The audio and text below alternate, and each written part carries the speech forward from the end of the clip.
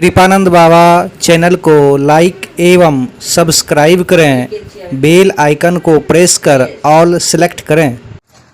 एक बार बुलंद आवाज में गुरु महाराज की जय ध्वनि कर मुख, हृदय और वातावरण को पवित्र करें।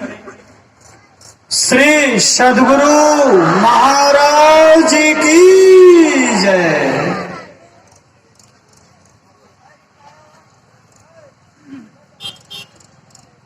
अखंड मंडलाकारं व्याप्तं येन चराचरं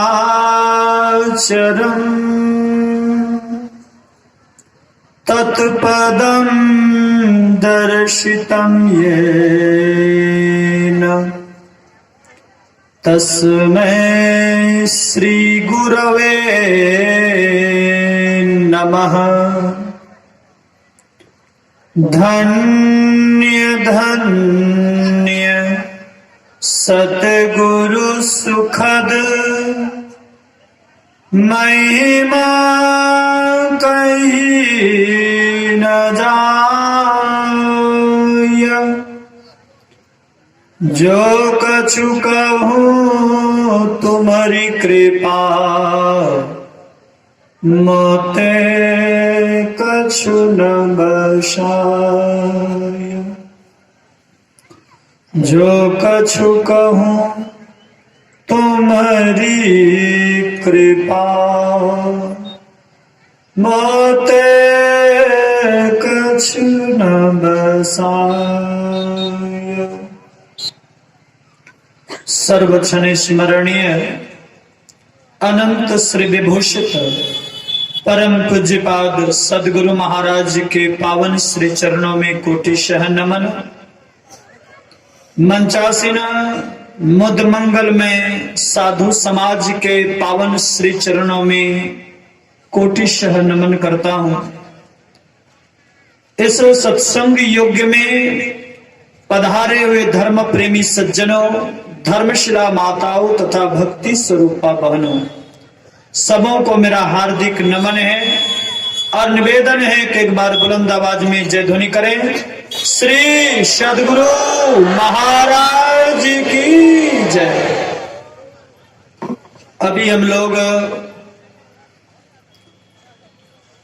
योग सिखोपनिषद से भगवान शिव और ब्रह्मा जी के संवाद को श्रवण कर रहे थे। प्रस्तुत प्रसंग में आप लोगों ने श्रवण किया कि भगवान ब्रह्मा जी भगवान शिव के पास गए हुए हैं और भगवान शिव से पूछा कि प्रभु जीवों को मुक्ति कैसे मिलेगी, मोक्ष की इच्छा रखने वाले मुमुक्षु को किन चीजों की आवश्यकता है।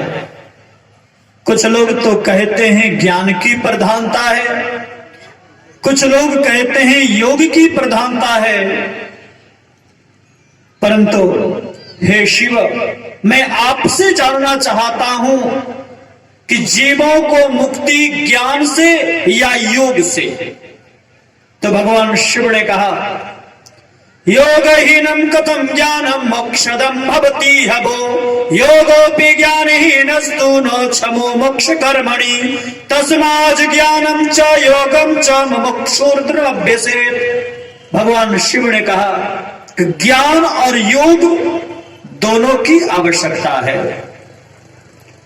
ज्ञान का तात्पर्य है जानना और योग का तात्पर्य है मिलाप, जोड़। तो विचारने योग्य तथ्य है कि हमारा आपका किसी से वियोग हुआ है तभी न योग करने की आवश्यकता है।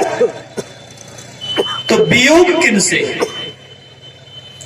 किसी सुभाषितकार ने बड़ा अच्छा कहा, आया जहां से सैर करने, हे मुसाफिर तू यहां था, सैर करके लौट जाना, युक्त तुमको फिर वहां शैर करना भूलकर निज घर बनाकर टिक गया, याद कर अपने देश की परदेश में क्यों रुक गया। संतों ने इस संसार को परदेश कहा, इसका मतलब ये अपना देश नहीं है। कभी हम लोग दिल्ली, पंजाब, कलकत्ता, हरियाणा, लुधियाना आदि जगह जाते हैं, दुख तकलीफ होती है तो आपस में बातचीत करते हैं, भाई बड़ा दुख है, तो दूसरे को समझाते हैं, एक दूसरे को समझाते हैं लोग, अरे ये अपना घर थोड़ी है, यहाँ तो परदेश है, परदेश में आए हो, यहाँ तो दुख होगा ही, जब अपने घर को चले जाओगे तो सुखी सुख मिलेगा। संतों ने कहा कि ठीक उसी तरह हम लोगों के लिए संसार अपना नहीं है, ये परदेश है, अपना घर है कहां। इसी बात को हमारे आराध्य देव ने संसार के लोगों को सचेत करते हुए कहा, ऐ संसार के लोगों, जनी लिपटोरे प्यारे, जग परदेसवा सुख कछु हवा नाही। ये संसार से मत लिपटो, मत बसो, यह परदेसवा कालों को भेसवा। हमारे आराध्य देव ने भी परदेश कहा है, स्वदेश नहीं कहा। तब परदेश में हम लोग आए हैं, दुख का कारण है स्वदेश से बिछुड़ करके परदेश में आ जाना, ये दुख का कारण है। जैसे कभी आप लोग मेला घूमने के लिए जाते होंगे, बाल बच्चों को अपने साथ मेला लेकर के जाते हैं, जब तक माता पिता के साथ बच्चे होते हैं, माता पिता की उंगली को बच्चे पकड़े हुए रहते हैं तो बच्चा बड़ा खुश रहता है, बड़ी प्रसन्नता होती है उसके अंदर। पिताजी ये क्या है, वो क्या है, यहां जाना वहां जाना, तमाम तरह की बातें होती है, बच्चे को बड़ी प्रसन्नता होती है। कभी कभी बच्चे मेले में खो जाते हैं, हेरा जाता है, माता पिता से बिलग हो जाता है वो बच्चा, और जैसे बच्चा माता पिता से अलग होता है तब देखिए बच्चे को कितनी खुशी होती है ना खुशी? बिल्कुल नहीं। जैसे ही माता पिता से बच्चा अलग होता है, बिछुड़ता है कि बच्चा रोना चिल्लाना शुरू कर देता है। मेला मालिक क्या समझते हैं, बच्चा ये बिछुड़ गया है, खो गया है, उसको शांत करने के लिए उस बच्चे को मिठाई के दुकान पर ले जाते हैं, मिठाई के 2-4 दानों को मुंह में डालता है, फिर मिठाई को फेंक कर रोने लग जाता है। मेला मालिक समझता है ये बच्चा ऐसे चुप नहीं होगा, खिलौनों के दुकान पर ले जाता है, खिलौना देता है, खिलौने को 2-4 मिनटों तक तो खेलता है, फिर खिलौने को भी फेंक कर रोने लग जाता है। विचार करिए, यदि उस बच्चे को प्रधानमंत्री के गोद में बिठा दिया जाए तो बच्चे का रोना बंद हो जाएगा ना? होगा रोना बंद? जो पूरे देश के मालिक हैं उनके गोद में बिठा देंगे तो क्या फिर भी बच्चे का रोना बंद नहीं होगा? बिल्कुल बंद नहीं होगा। क्यों? क्योंकि बच्चा मिठाई के लिए नहीं, खिलौनों के लिए नहीं, प्रधानमंत्री के गोद के लिए नहीं रो रहा था, तब बच्चे माता पिता से अलग होने के कारण, बिछुड़ने के कारण वो रो रहा था। अर्थात बच्चे को ना मिठाई मिले ना खिलौना मिले, बस बच्चे को उनके माँ बाप से भेंट करा देंगे तो बच्चे का रोना बंद होगा कि नहीं होगा? बंद हो जाएगा। ठीक उसी तरह हम जीव परम पिता परमात्मा के संतान हैं, ईश्वर अंश, जीव अविनाशी, ईश्वर के अभिन्न अंश हैं, और उनसे हमारा आपका वियोग हो गया है, हम उनसे बिछुड़ गए हैं।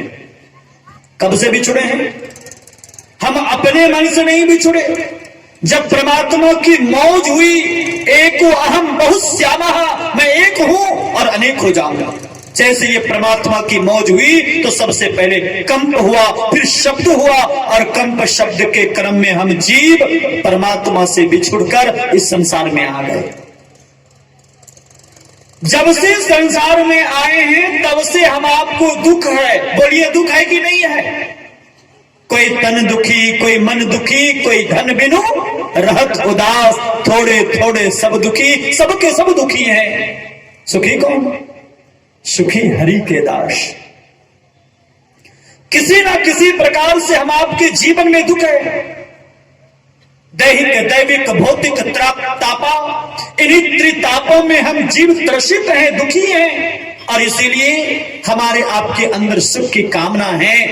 यदि संसार के वस्तु व्यक्ति से सुख मिला होता, शांति मिली होती, अमन चैन होता, तो जीवन का कल्याण हो गया होता। बस हम लोग भी किसी बच्चे से कम नहीं है, ये संसार ही मेला है। जैसे बच्चा माता पिता से अलग हुआ था, बिछड़ा था, तो मेला में रोना चिल्लाना शुरू हो गया। उसी तरह जब से हम परमात्मा से अलग हुए हैं, संसार में आए हैं, तो संसार में जब से आए हैं तब से किसी न किसी प्रकार से हम दुखी हैं। दुख भरा जिंदगी है हमारी। हम आप सुख पाना चाहते हैं। कहेंगे महाराज, बच्चे को जब बच्चे मेले में खोए थे, हेराया था, तो बच्चे को मिठाई मिली थी, खिलौना मिला था, परंतु हम आपको तो कोई मिठाई नहीं मिली, कोई खिलौना नहीं मिला। हाँ, मिला है ना, हम आपको भी मिठाई मिली है, और एक दो तरह की नहीं, 5-5 तरह की मिठाइयां मिली है। वो क्या है? पंच विषय रूपी मिठाई। रूप रस गंध स्पर्श और शब्द, इसी पंच विषयों के रसास्वादन में हम लोग दुख के तरफ बढ़ते चले जा रहे हैं। तन सुख, मन सुख, इंद्रिय सुख, सब दुख।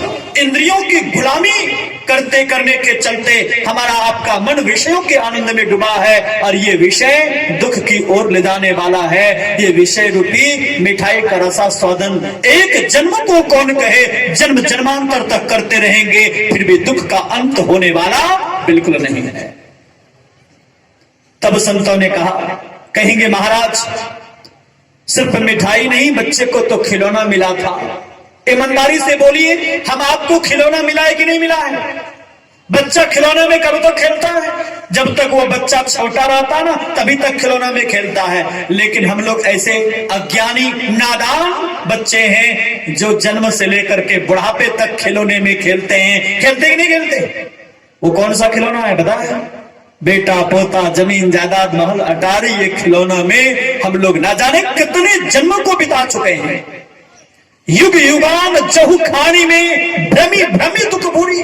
एक युग को कौन कहे, अनेक युगों से अनेक जन्मों को हम आपने प्राप्त किया है इसी खिलौने में खेलते हुए, और परिणाम हमारे जीवन की सफलता का राज छुपा हुआ रह गया, रहस्य को उद्घाटित नहीं कर सके, और इसी संसार में आवागमन के चक्कर में पड़े हुए हैं।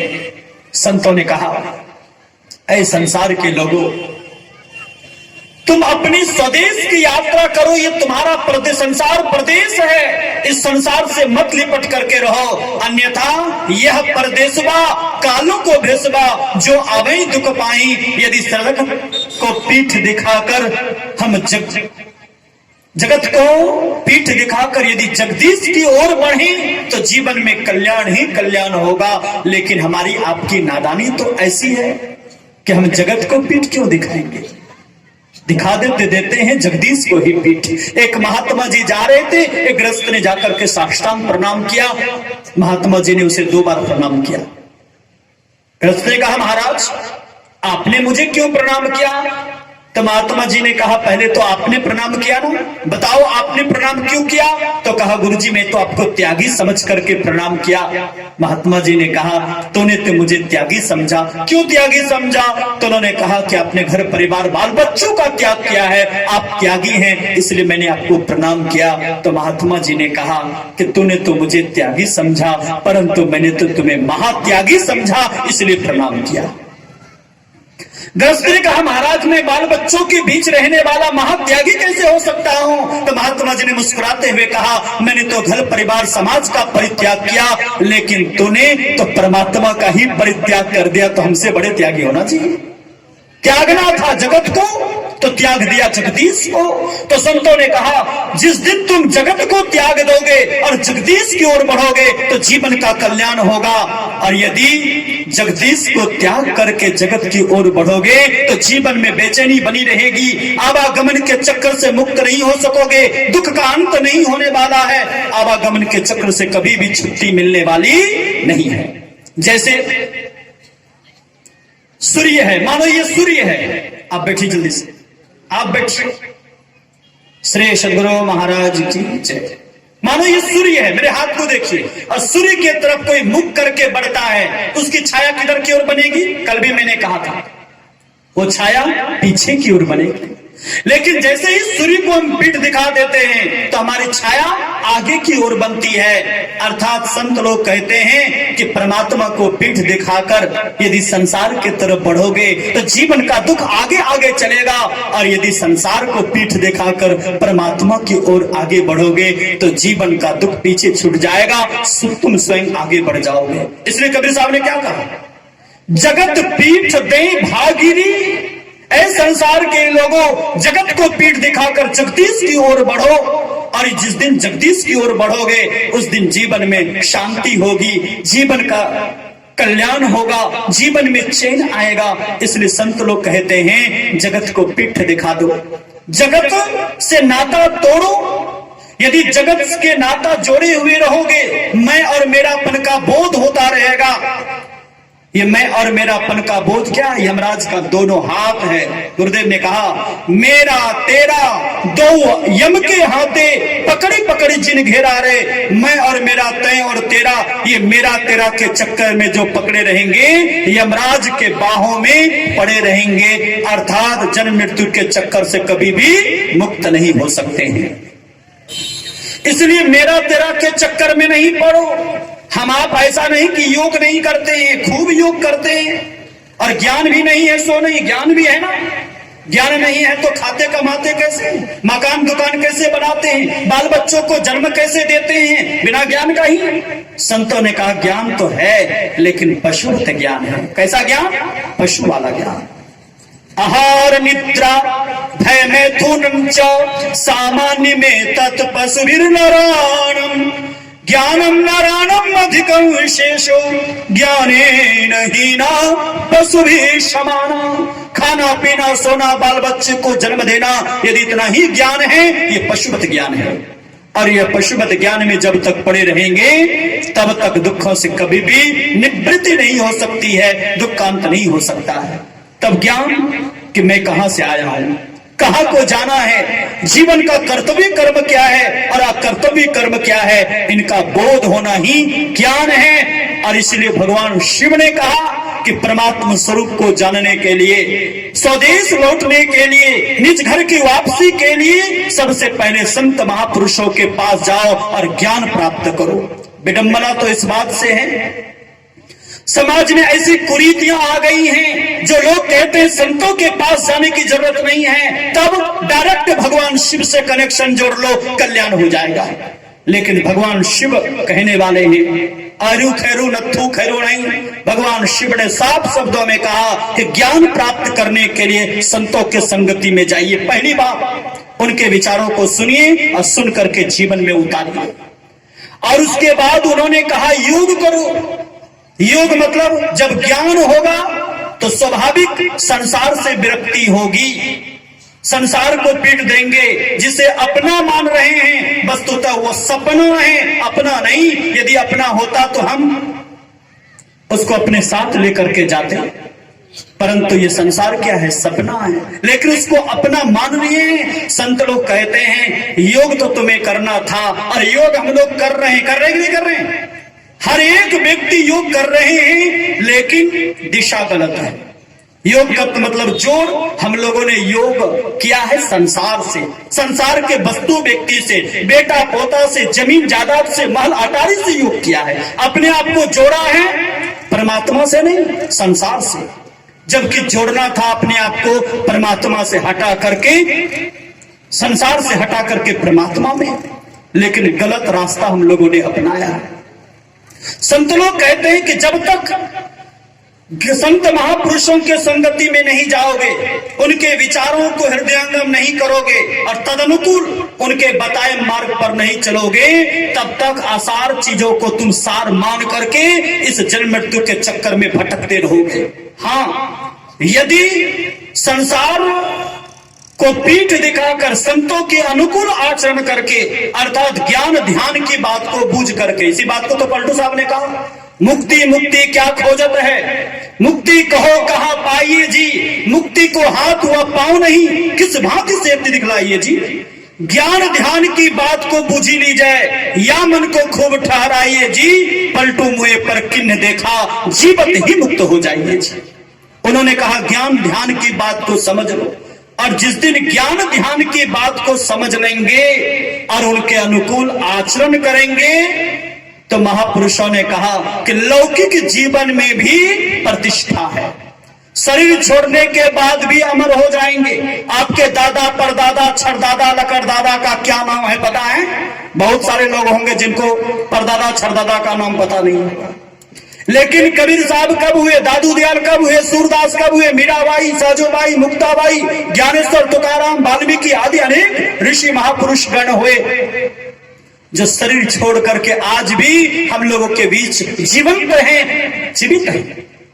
महापुरुषों ने कहा यदि यह जीवंत गुण अपने जीवन में धारण करना चाहते हैं, मुक्त होना चाहते हैं, तो महापुरुषों के संगति में जाकर उनके विचारों को हृदयंगम करें, और हृदयंगम जब करेंगे और उनके अनुकूल साधना करते रहेंगे तो मर करके भी अमर हो जाएंगे, समाज में भी कृति रहेगी। बड़ा अच्छा कहा किसी शायरकार ने, कोई मरता धन दौलत के लिए तो कोई मरता विषयों के आनंद के लिए, कोई मरता धन दौलत के लिए तो कोई मरता विषयों के आनंद के लिए। हमने घूम कर जहां भी देखा बिरले मरते हैं ईश्वर दर्शन के लिए।